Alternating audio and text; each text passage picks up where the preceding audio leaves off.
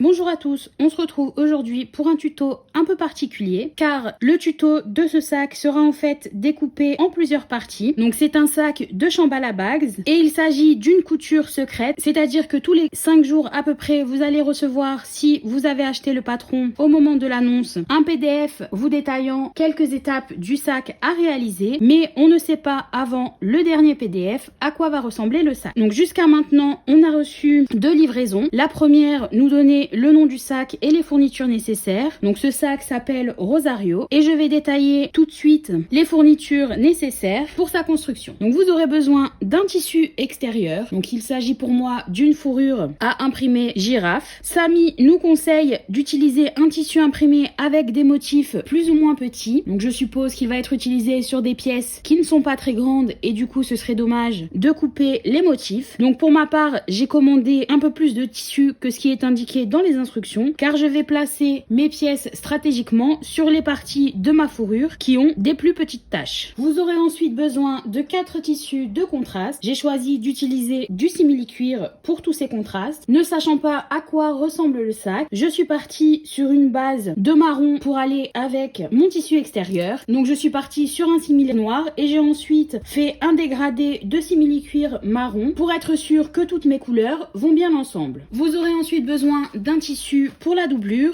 J'ai choisi d'utiliser une toile à sac fine, donc je ne vais pas avoir besoin de la thermocoller avec un thermocollant tissé. Si, que ce soit pour votre extérieur ou pour votre doublure, vous avez choisi d'utiliser un tissu de type coton, en plus du thermocollant qui sera présent pour renforcer le sac, je vous conseille fortement d'utiliser un thermocollant tissé sur toutes ces pièces pour les stabiliser un peu plus. Pour ce qui est du thermocollant, je vais utiliser un molleton que je viendrai coller à mes tissus avec une colle en spray et je vais également ajouter une pièce de Decovil 1, donc c'est le Decovil le plus épais des 2 Decovil qui existent et je vais l'utiliser pour renforcer le fond de mon sac. Pour ce qui est de la bouclerie, vous aurez besoin de 2 fermetures éclairs. La mienne est au mètre donc je ne l'ai pas encore coupée. Ces fermetures éclairs vont servir pour la poche zippée intérieure et la fermeture principale du sac. Il vous faudra donc également 2 curseurs. J'ai choisi d'utiliser des curseurs dans lesquels je vais pouvoir ajouter un morceau de simili-cuir pour rappeler les tissus de mon sac. Il vous faudra également un embout de zip. Donc c'est un embout en métal comme celui-ci que l'on va installer au bout de la fermeture éclair principale pour la fermer et pour ne pas que le curseur s'en aille lorsque vous allez ouvrir votre sac. Il vous faudra aussi 4 connecteurs. Donc j'ai choisi d'utiliser ces connecteurs Glam donc qui vont être placés au bout de mes anses avant de les installer au sac. Ces connecteurs mesurent 19 mm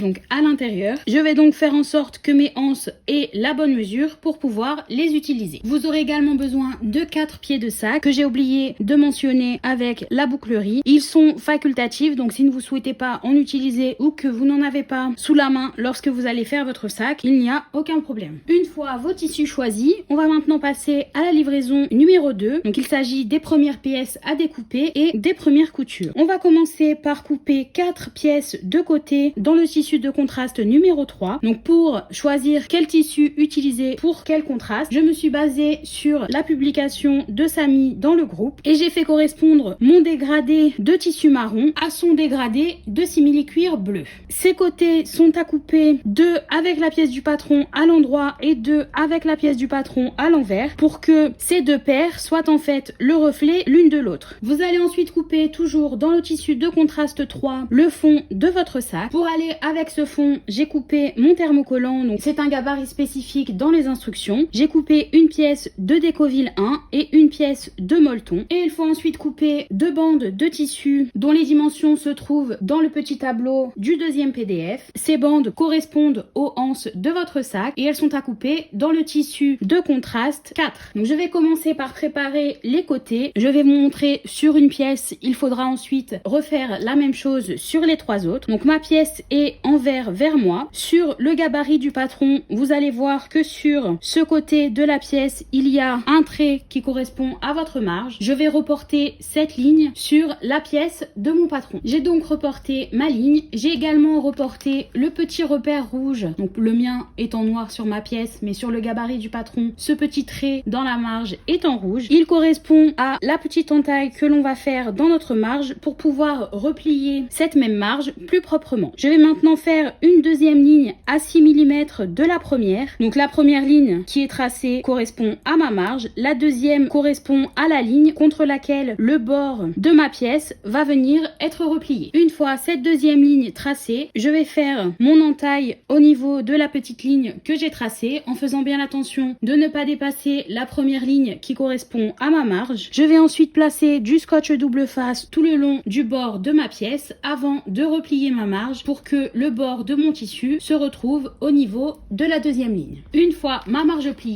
j'ai dû utiliser des clips car mon rouleau de scotch double face ne colle plus tellement. Donc vous voyez que ma marge est repliée jusqu'à la deuxième ligne. Mon entaille dans l'angle a permis à mon tissu d'être replié correctement sans créer de plis au niveau de l'angle et on ne voit pas l'entaille lorsque l'on est à l'endroit du tissu. Il faut maintenant répéter la même opération avec les trois autres pièces. Comme mon scotch double face ne colle pas et que l'on va devoir mettre ces pièces de côté en attendant la livraison de la prochaine étape, je vais simplement préparer mes pièces en traçant les traits, mais je ne vais pas les plier tout de suite. Je vais passer maintenant à la préparation du fond de mon sac. Donc je vais prendre le fond et mon décoville que je vais venir thermocoller sur l'envers en le centrant sur ma pièce. Une fois mon décoville thermocollé à mon fond, j'ai marqué les emplacements des 4 pieds de sac que je vais installer tout de suite. J'ai également décidé d'en ajouter un au centre de ma pièce car cette pièce est quand même assez grande. Je vais faire une entaille au niveau de la marque, passer mon pied, ouvrir les branches de mon pied et je vais ensuite ajouter un morceau de scotch toilé sur les pieds avant d'ajouter mon molleton à l'aide de ma colle en spray. Donc vous pouvez voir que mes pieds sont installés. J'ai donc placé des morceaux de scotch sur lesquels je vais bien appuyer pour faire disparaître toutes les bulles d'air et je vais maintenant ajouter mon molleton avant de passer à la couture de mes anses. Je vais ensuite préparer mes anses. J'ai déjà tracé sur l'envers une ligne au milieu de ma anse dans le sens de la longueur. Je vais maintenant placer 2 morceaux de scotch double face le long de chaque bord et je vais ensuite replier les bords vers la ligne. Donc je ne vais pas replier pour qu'ils touchent la ligne, mais je vais laisser à peu près 3 mm au niveau de cette ligne car on va ensuite replier une nouvelle fois la anse et donc ça va permettre un pliage plus facile. Donc comme je vous le disais, j'ai replié mes bords vers le centre en laissant un petit espace au milieu. On va maintenant replier une nouvelle fois en deux la anse pour emprisonner les bords à l'intérieur et coudre tout le long de chaque côté. Avant de coudre, je vais préparer la deuxième anse de la même manière pour les coudre à la suite. Vous pouvez choisir une fois le deuxième pliage effectué d'ajouter des clips tout le long. Je préfère plier mes anses au fur et à mesure que j'avance. À vous de voir ce qui est plus confortable pour vous. Et donc on se retrouve tout de suite à la machine pour la couture. Ma machine est sur un point long qui est pour moi le 4,5. Je me suis placée à 3 mm du bord et je commence à coudre du côté qui est ouvert. Donc je vais plier au fur et à mesure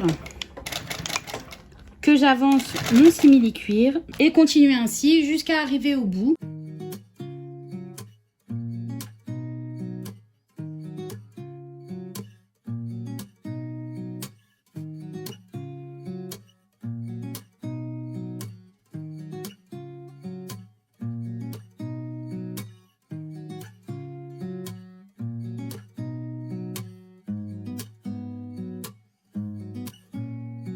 Une fois arrivé au bout, au lieu de couper mon fil, je vais simplement pivoter, coudre jusqu'à arriver à 3 mm de l'autre côté et ensuite faire ma deuxième piqûre à 3 mm du bord de l'autre côté.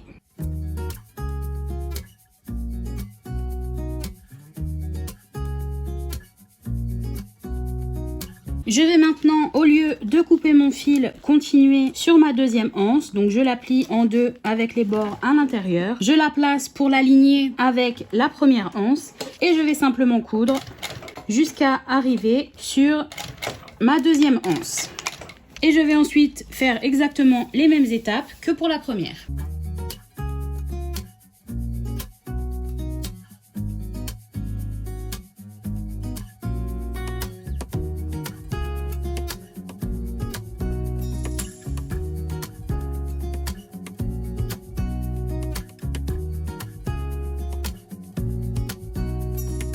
Donc là, vous allez avoir les deux anses qui sont jointes avec une couture. Je vais simplement couper le fil qui se trouve entre les deux anses pour libérer la première.